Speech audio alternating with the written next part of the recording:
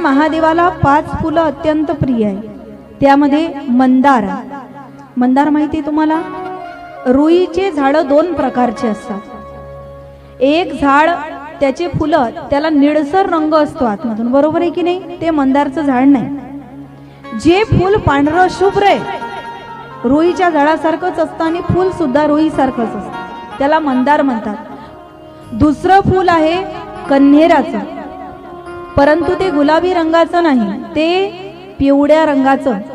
तिसरं आहे अपराजिता, निळ्या रंगाचं फूल ज्याच्या पाकळ्या अशा दुमटी असतात, ते निळ्या रंगाचं जे फूल आहे त्याला म्हणतात अपराजिता. चौथं जे फूल आहे त्याला म्हणतात धतुरा, त्याला आपण धोत्र्याचं फूल म्हणतो. ते धोत्र्याचं फूल महादेवाला अत्यंत प्रिय आहे.